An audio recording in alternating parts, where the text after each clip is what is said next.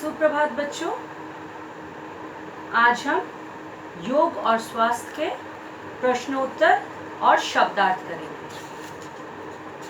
पिछली कक्षा में मैंने आपको योग और स्वास्थ्य ये वाला पाठ समझाया था। आशा है आप लोगों ने ये वाला पाठ, इस पाठ का पठन किया है, पढ़ा है ये वाला पाठ और आपको समझ में भी आ गया होगा।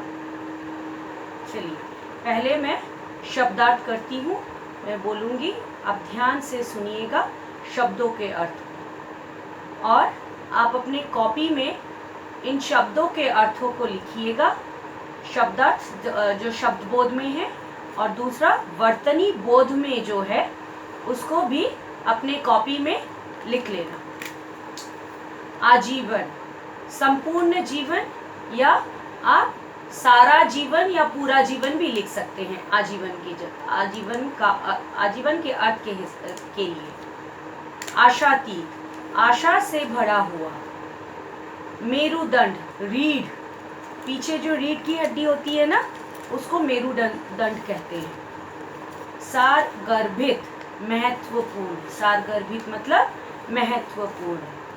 दुर्लभ, दुर्लभ मतलब जो आसानी से प्राप्त नहीं होता, अप्राप्य। दंपति, पति पत्नी, हस्बैंड वाइफ, दंपति। सुदृढ़, सुदृढ़ मतलब स्ट्रॉन्ग, मजबूत।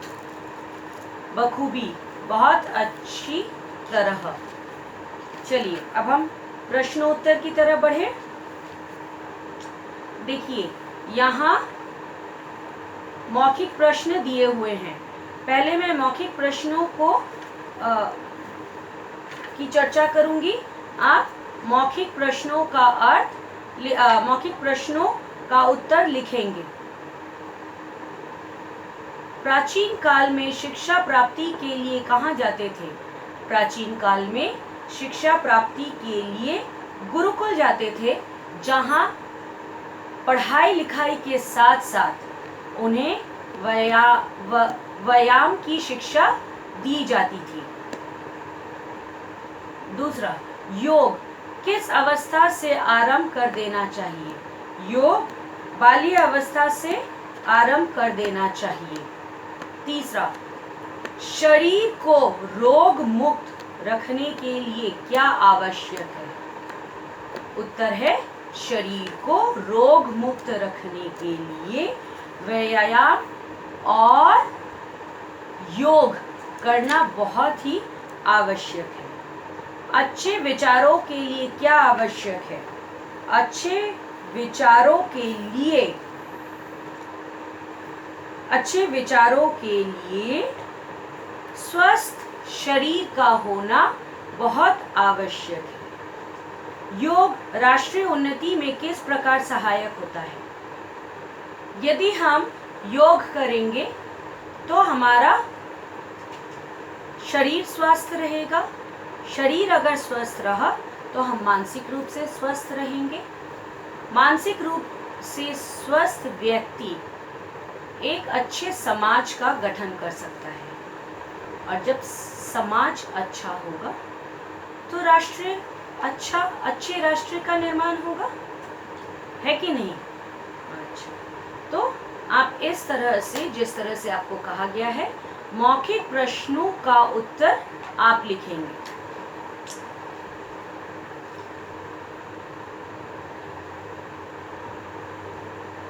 नेक्स्ट आप देखिए, इसी पृष्ठ में निम्नलिखित प्रश्नों के उत्तर विस्तार से लिखिए। मनुष्य या मानव योग की ओर कब आकर्षित होता है? जब मानव व्याधि से जर्जर होता है या उसका शरीर जब ऐसी अवस्था में होता है कि उन्हें दवाइयाँ लेनी पड़ती है या दवाइयों का सेवन करना पड़ता है। जब वो थक जाते हैं दवाइयाँ लेते लेते, तब वो योग की ओर आकर्षित होते हैं। यदि वो पहले से ही योग करने लगे तो दवाइयों की आवश्यकता नहीं होगी।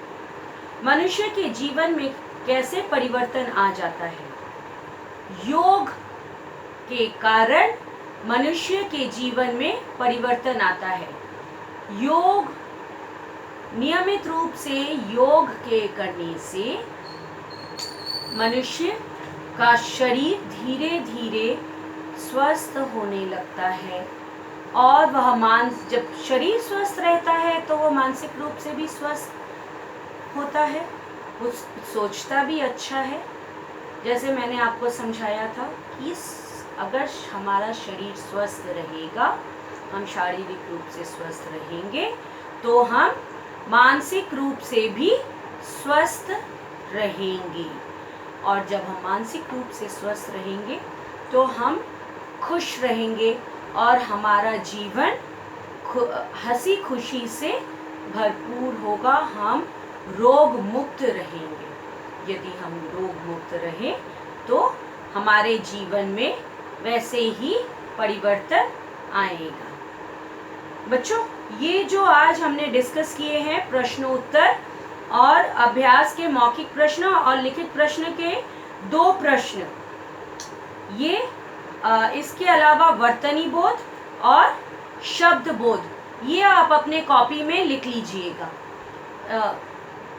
जहाँ भी आपको कोई भी मुश्किल हो या कुछ समझ में ना आए, आप कमेंट बॉक्स में लिखकर मुझे बताइएगा, मैं आपको फिर से समझा दूंगी। लेकिन इन प्रश्नों का उत्तर आप लिख लीजिएगा। आपका दिन शुभ हो। धन्यवाद।